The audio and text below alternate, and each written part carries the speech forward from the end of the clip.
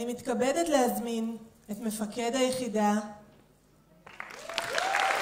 עמיעד טאוב, המשלב בהצלחה בין חזון לביצוע, רב סרן במילואים, עמיעד טאוב, לשאת דברים.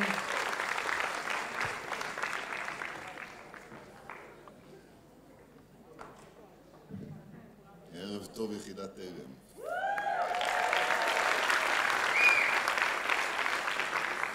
גדלתם. ברשות כל השותפים, כי כולם פה שותפים, אני רוצה לדבר על המהות שלנו. איפה צה"ל? זאת הייתה הקריאה המפרחת ששיסעה את בוקר השביעי לעשירי.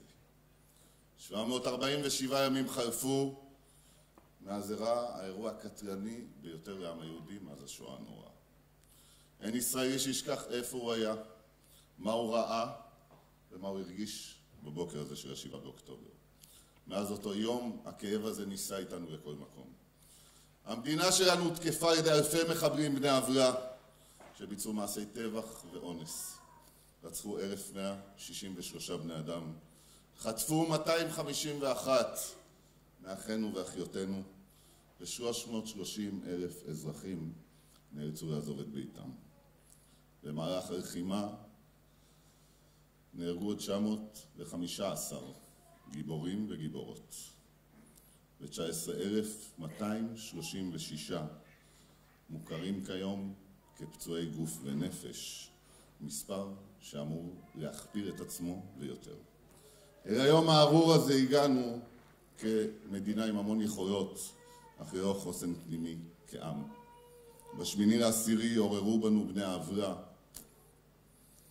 את הרצון, החוסן והחיבור שלנו ליהדות ולציונות, חיבור שבזכותו שרדנו אלפי שנים.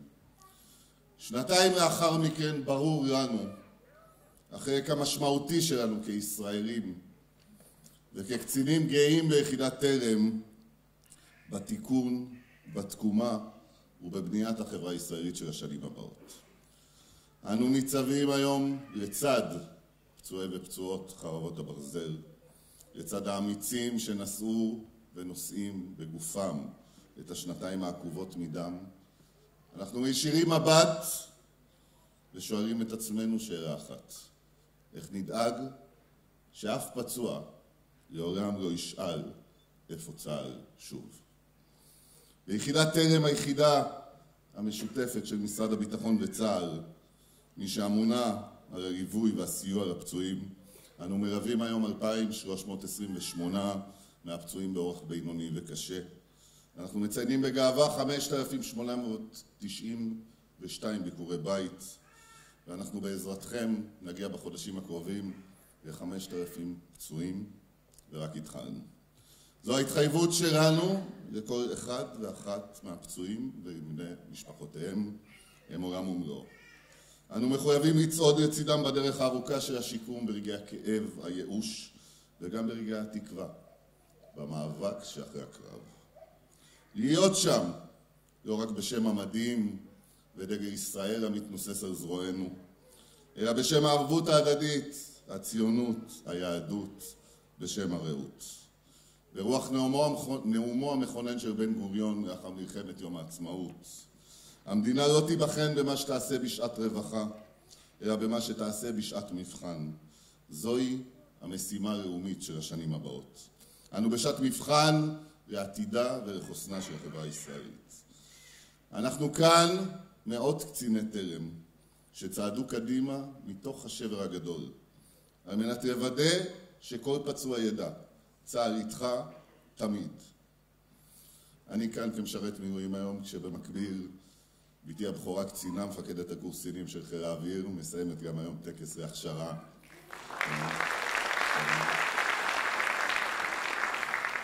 הבן שלי בקורס במפרשית, והגאווה שלי מאוד גדולה לראות אתכם ולעלות על מדים, כי צה"ל זה אנחנו. ב8/10 מדינת ישראל נולדה מחדש של הערבות ההדדית. אנחנו לא שוכחים את 13 אחינו החיילים שעדיין לא הובאו לקבורה בארץ אהבתנו, לא את הילדים והאחים שלנו שיצאו מביתם להגנת המולדת ושילמו בדם. הם הציבו לנו ציווי להתעלות לגודל השעה. תרומתם לעולם לא תשכח. אנו החיים נקדיש את עצמנו למשימה הכבירה של להיות ראויים להם. קציני וקצינות תרם מחזור אוקטובר. משמעות מילוי חובתנו הינו שמותם ופציעתם לא הייתה לשווא. אנו יוצאים לדרך של לקיחת אחריות מתוך הבנה ברורה כי רעידתנו מחדש כאומה עוברת דרך מילוי המחויבות שלנו כלפי פצועי צבא ההגנה לישראל, ועכשיו תורכם. אתם קציני התרם החדשים שהוסמכו היום ויושבים לצידם של קציני תרם ותיקים, אתם הטובים ביותר שיש למדינה שלנו. אתם מאגר מופלא של המגוון האנושי, הציוני והטוב של עם ישראל, שמנה וסלטה של החברה הישראלית, ומכם תצא הבשורה של עשיית טוב ואהבת חינם. אתם יוצאים היום למסע חדש, מסע בו רק נקודת המוצא ברורה, מסע המשלב אי ודאות לגבי הדרך, עם שקיפות הכי ברורה שיש לגבי היעד. החזרת כמה שיותר מעשרות אלפי הפצועים והפצועות שלנו לחיים יצרניים, תיקון ובניית מדינת ישראל של השנים הבאות. מכל מה שעשיתם עד היום בחייכם, ונמצאים פה אנשים שעשו דברים נפלאים באזרחות, הילדים והנכדים שלכם ישמעו, יזכרו ויתגאו בהיותכם קציני וקצינות תרם בתקופה הקשה ביותר במדינה. אנחנו חיים בימים היסטוריים, ימים שיסופר בהם גם בעוד אלפי שנים. על דור של נפירים שלא נכנע, שלא התפרק, שלא נשבר, להפך. על דור שבדיוק כמו אחרי השואה קם מהאפר ובנה מחדש. אל מול הוודאות אתם מתחייבים היום לפעול ללא אגו, לראות רק את טובת הפצוע לנגד עיניכם, לעבוד באופן סזיפי וקשה בשעות לא שעות, בביקורי בית, להתמודד עם ביטויים ואכזבות וכעסים, עשייה נטו. לא תקבלו קרדיט, לא תקבלו פרסום, אתם תגיעו לבתי הפצועים כמייצגים של מדינת ישראל, ואתם תעשו את זה באופן האופטימלי. אתם תעסקו בדברים קטנים שהם הכי גדולים בעולם בשביל הפצועים. להושיט יד, לדאוג להחזר לטיפול, לזהות סימני מצוקה, לתאם תור ללא רופא ולהגיד ללא מילים, הננו כאן. מהמפגשים האישיים האלה בבתים, הנטועים בערוגה של חוסר ודאות, יצמחו דברים יפים לעם ולמדינה. אתם תאפשרו לפצועים לגבור ולגדול מתוך עצמם. היו גאים בהיותכם חלק מדור ההנהגה הנוכחי של צבא ההגנה לישראל ככלל וחטיבת הנפגעים בפרט, של שת"פ מופלא בין משרד הביטחון לצה"ל. היו מודעים למשמעות היום הזה, בו הייעוד שלכם כקציני תרם, התכלית והמשמעות, הן בפן האישי והן בפן הלאומי, הופכת לברורה יותר מתמיד. דעו מאין באנו וגם לאן אנו הולכים. יחידת תרם היא חוד החנית של המאבק שלאחר המלחמה. היא הוקמה על מנת לשנות מציאות מאתגרת, לשלב בין יחידה אפקטיבית שיודעת להביא לידי ביטוי את רוח צה"ל וליצור שותפויות, לבין מי שיכולים בסוף